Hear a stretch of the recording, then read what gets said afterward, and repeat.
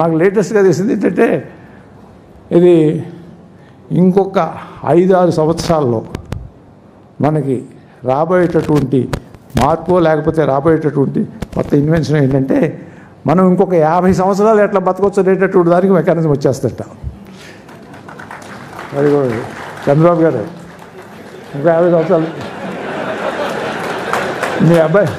మీ అబ్బాయి బాధపడతాడు మీరు కనుక 50 సంవత్సరాలు ఇంకా బతికామంటే.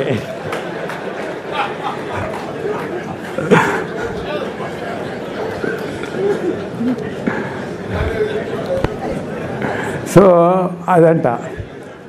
ఇంకా ఇంకొకటి ఉంది, మన బ్రెయిన్లో కొన్ని కోట్ల న్యూరాన్స్ ఉన్నాయి. ఈ న్యూరాన్స్ ఇవన్నీ కూడా మనం చేసేటటువంటివి, మనం మాట్లాడుకునేటటువంటివి, మనం చదువుకునేటటువంటివి అన్నీ నిక్షిప్తం చేసుకుంటూ ఉంటాయి.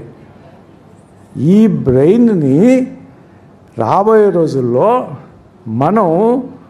మన నెక్స్ట్ జనరేషన్ మన పిల్లాడికి మన దేహం వదిలేస్తూ మనం ఈ మొత్తాన్ని అతనికి ట్రాన్స్ఫర్ చేయొచ్చంట.